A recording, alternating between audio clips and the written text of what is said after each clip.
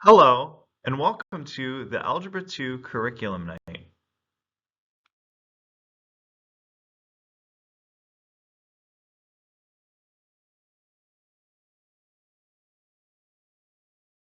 The following teachers teach Algebra 2.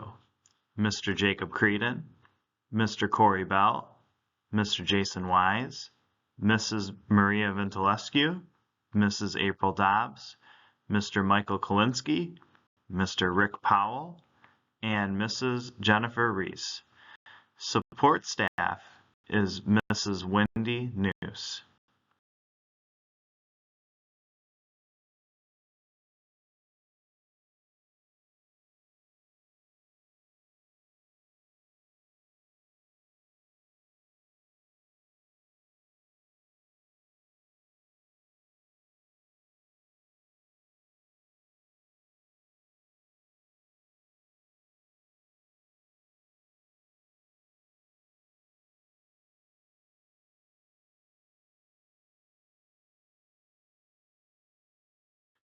The textbook for this course is Core Connections Geometry and Core Connections Algebra 2. In this course, our students will not be given a physical textbook, but they will have access to an e-textbook through the internet. Here are the main topics covered in Algebra 2. So the beginning of Algebra 2 starts off with covering a few topics from geometry that doesn't quite get covered in our geometry course at this school.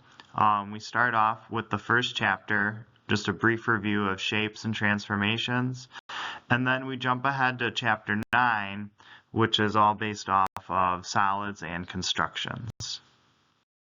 The third unit we cover is a combination of chapter 11 and chapter 12, which involves solids and circles, and then conics with some closure to the geometry course.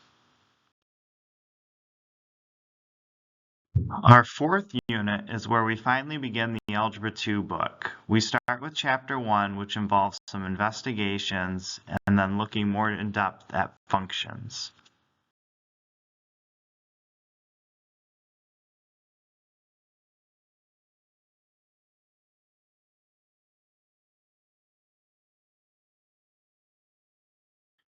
We then close out Term 1 with Appendix B, which involves dealing with exponential functions. Then we begin Term 2 with Chapter 2, which involves transformations and parent graphs.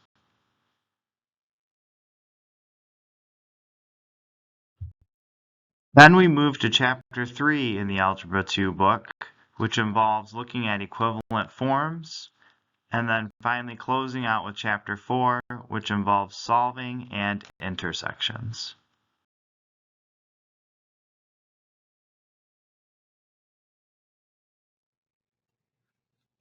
Grades in Algebra 2 are weighted into 3 categories. The first of those categories is assessments, which makes up 50% of a student's grade.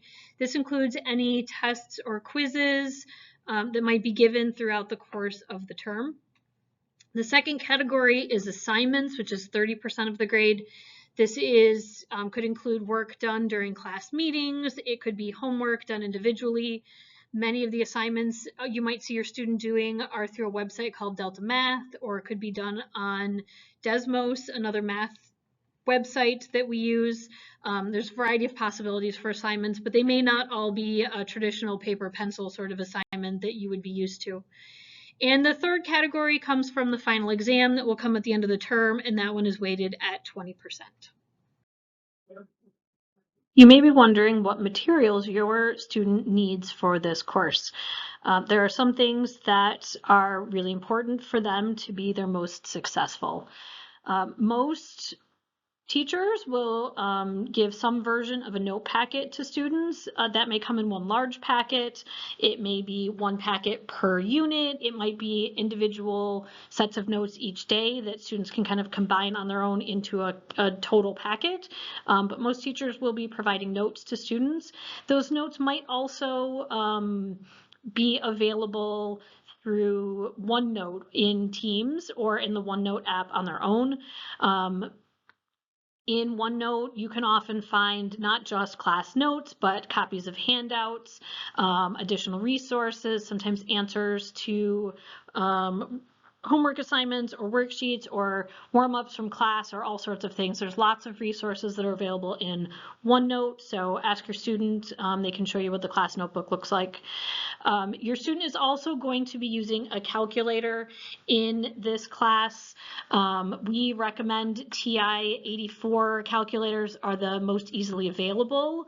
They can also be checked out. Calculators can be checked out from the LC. Students just need to go up and ask for one.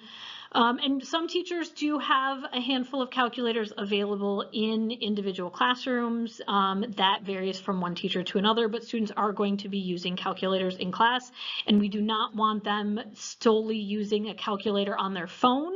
It does need to be something that is testing approved, like SAT testing approved. So a standalone actual calculator is what we're looking for. We do recommend, although it's generally not required, but we do recommend students have some sort of folder or binder that can contain all of their papers, just to keep things organized. And then, of course, it's a math class. You're going to write something pretty much every day. So a pencil or a pen, some kind of writing utensil in order to take notes, work on problems, and just be productive in class. With all of the things that came with changes in school from COVID in the last few years, we really want to get back to a feeling of normalcy this year, and something that we really are pushing this year, and our administration here at the high school is really wants to remind parents as important as attendance. So many things have changed, and we want students to remember that the best place to be learning the content is in their classroom. Nothing is quite the same as being in class every day, hearing it from the teachers, experiencing with it fellow students. In our Algebra 2 classes particularly, we do a lot of work in small groups at whiteboards, and that's something that's hard to replicate for a student who's absent. So you can take a look at this message here, maybe pause the video and read this message from the Lake Orion High School administrators. But we just want to really remind you that we are hoping for your support in reminding your student that it is of the utmost importance to be at school. Certainly if they're sick, absolutely stay home, but don't just stay home for the sake of staying home. We want to see you at school. We want your smiling faces here, your kids' smiling faces, and attendance really makes a huge difference. If you or your student needs to contact their classroom teacher, there are 3 great options to do that. The first one is through email. Students and parents alike can contact teachers through email. Every teacher's email is their first name dot last name at lok12.org. If you're not sure what your student's teacher's full name is, you can check PowerSchool. You can go back to the beginning of this video where we have all the names listed. In PowerSchool, you can even click on their names. I think it directly links to our emails, and you can send an email that way.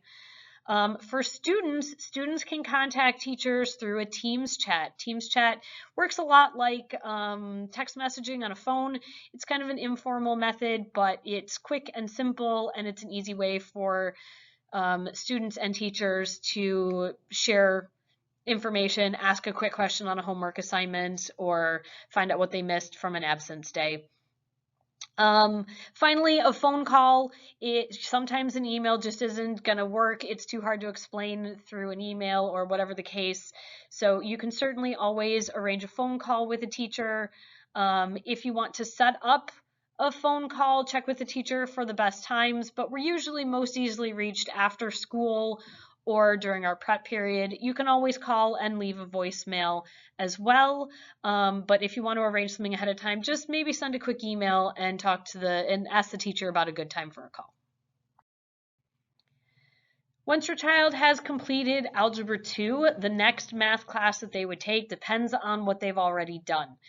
Algebra 3 requires students to have completed both Algebra 2 and Geometry. So if your student has done both of those courses, then Algebra 3 is what comes next.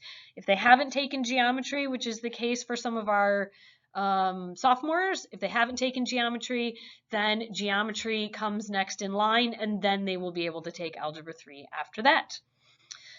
Thank you so much for watching our Curriculum Night presentation. If you have any questions, please don't hesitate to contact your student's teacher through email or a phone call.